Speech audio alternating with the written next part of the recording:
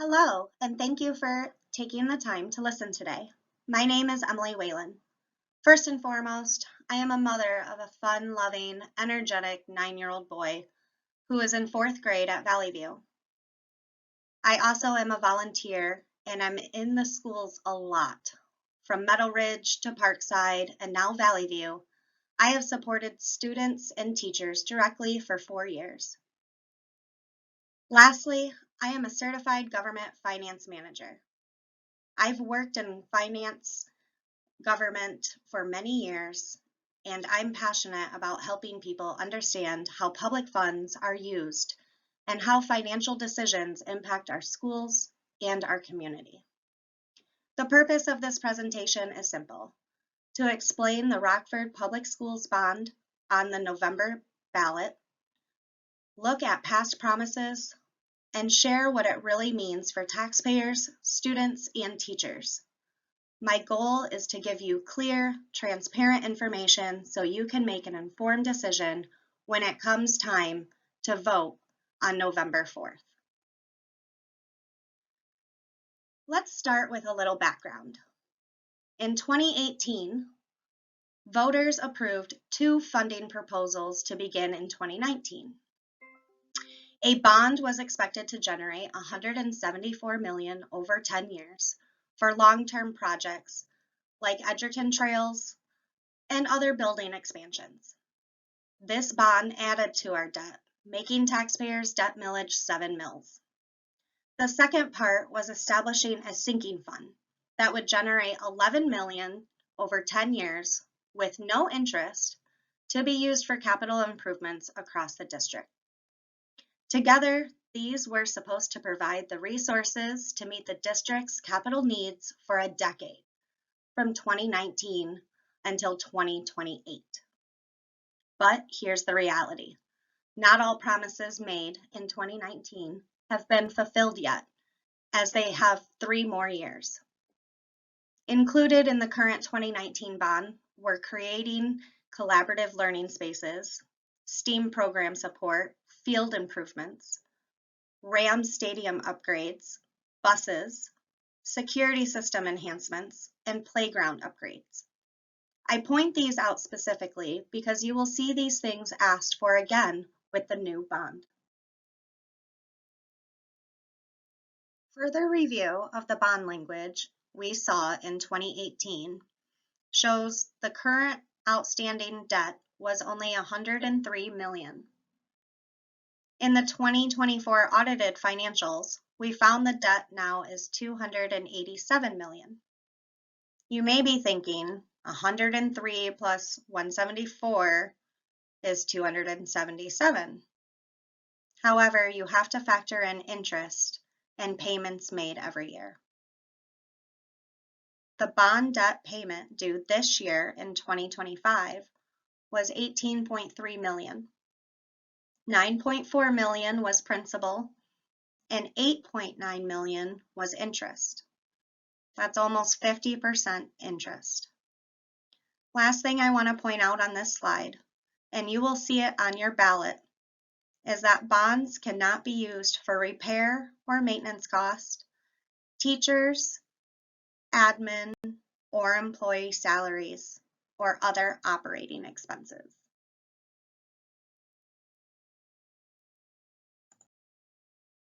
This slide shows Rockford's property tax reality.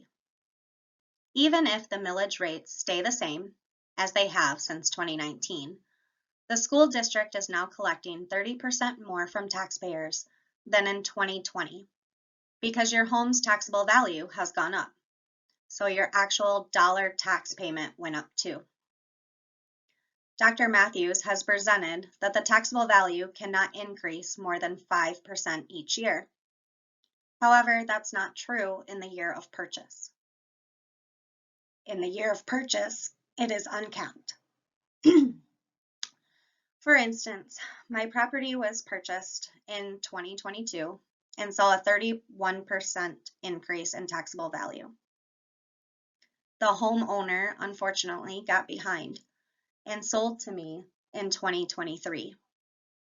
I then received a 23% increase in taxable value in 2024. So my property alone saw a 54% increase in 2 years. For others, I can agree with Dr. Matthews on the 5%. However, 5% every year for 6 years is 30%. You can check your own taxable values at bsaonline.com. We also have more homes developed every year. In fact, Organized Parkside presented this spring to the school board that there were over 700 homes in the school district development plan. So I hope you can see that this just proves the idea that a same millage rate means same cost to homeowners.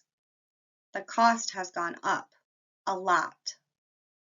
Before we move on, I'd also like to point out that this chart shows that roughly 60% of all school-related property taxes are going to debt, not to day-to-day operations like teachers, classrooms, or student support. Most of our schools' taxes are paying back loans. So why keep our millage rate high for 30 more years by adding $230 million more debt? That with interest will be near $500 million.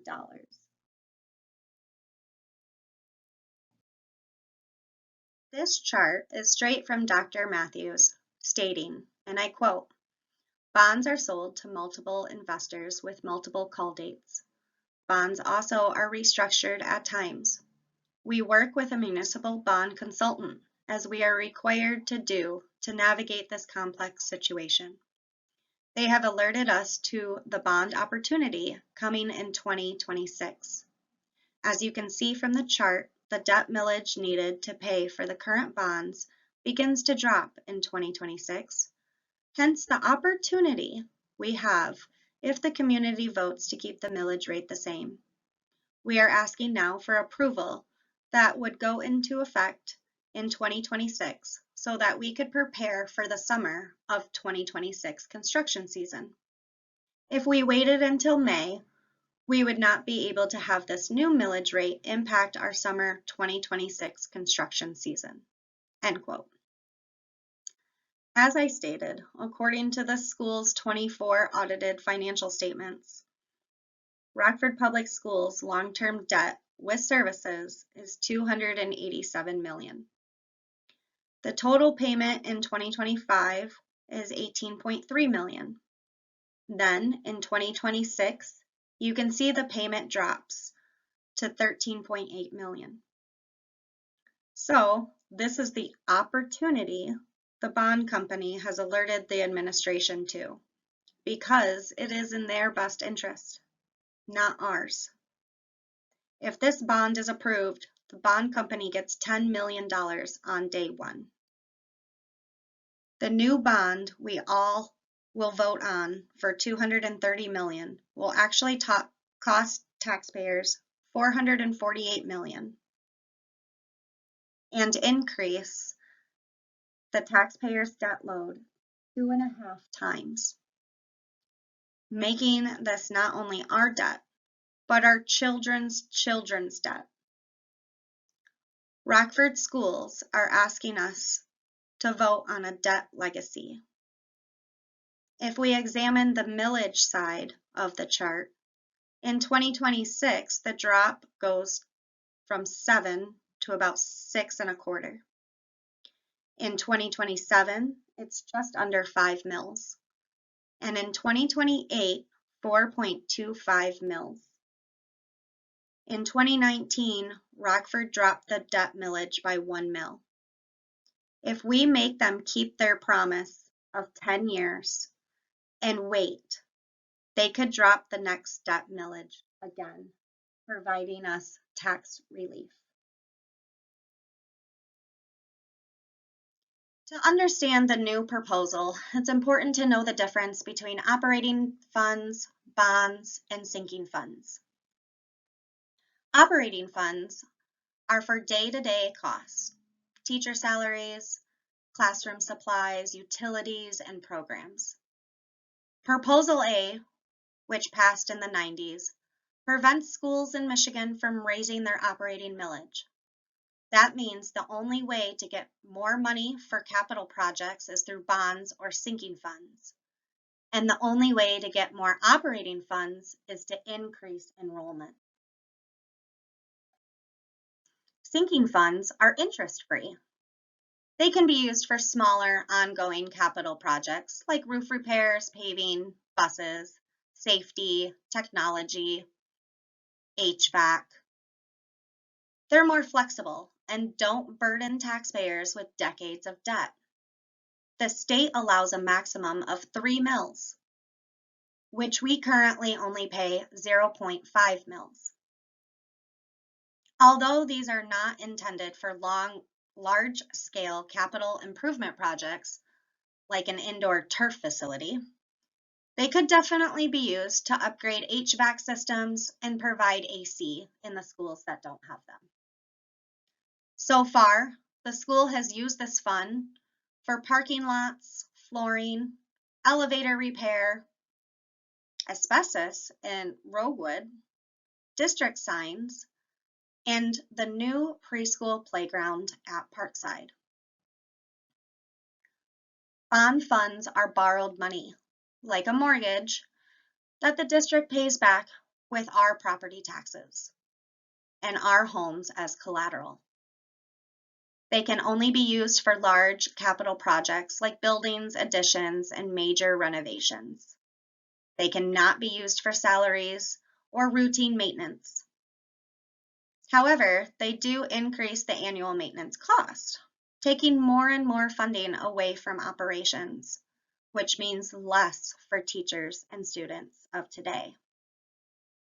The district has layered new bonds repeatedly since 2016. Now let's look at what's being proposed. The district is asking for $230 million in new bonds. The millage rate won't increase above 7 mills, but here's the catch. It will keep millages at that high rate for decades to come. The projects in the bond are extensive. Adding air conditioning, installing electronic door locks, renovating entrances for security, adding gyms and cafeterias, updating mechanical and plumbing, updating technology and playground equipment, adding more buses, renovating the Performance Arts Center, building a brand new indoor turf facility called the RAM Center, and expanding high school spaces for career exploration in robotics, skilled trades, STEAM, and health sciences. On paper, this sounds impressive, but all those items bolded here were also promised in the current bond. The Rockford School Administration has refused to outline a financial spend plan publicly. However, we obtained the Master Facility Plan from OAK. When we looked at the cost breakdown, it raised concerns. Air conditioning, which everyone wants, is only 30% of the bond. The new indoor sports facility is $40 million. Performing arts renovation, another $30 million. New gyms and cafeteria, $18 million. And again, more buses, $10 million. With a declining enrollment and bus driver shortage, and replacing all of our buses in the last 6 years, we don't understand why another $10 million needs to be used. The pie chart represents numbers we obtained from the bond committee communication. What is concerning is the broad categories like ongoing district needs, representing 14%, and performance spaces listed twice once in 15% creating new and performance spaces, and again enhance performance spaces.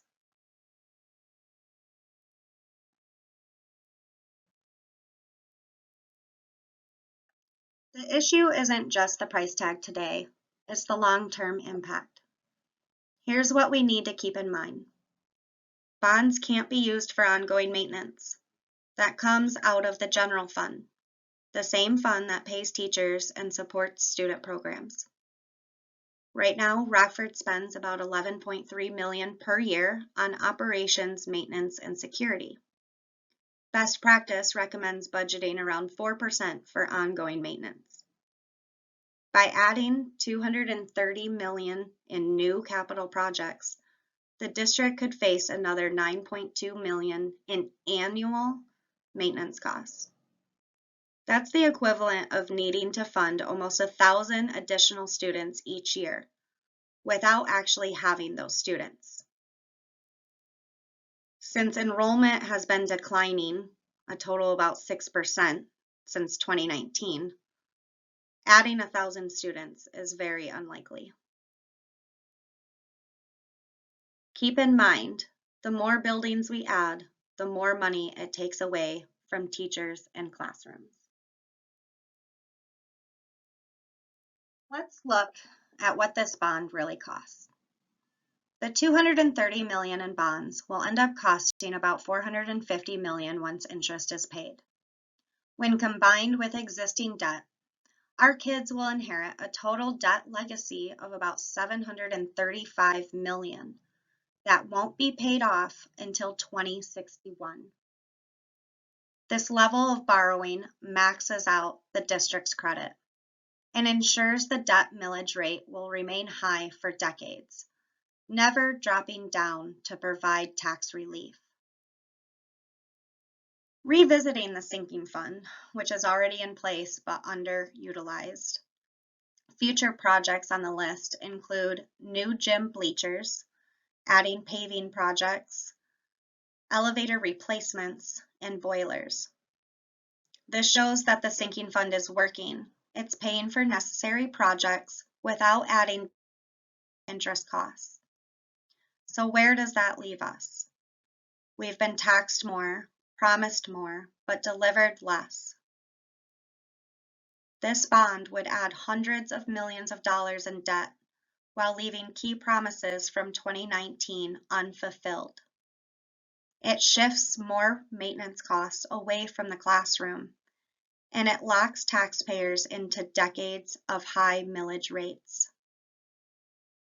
We can't all agree, but we can agree that voting no doesn't have to mean never, but it does mean not right now and not at this price.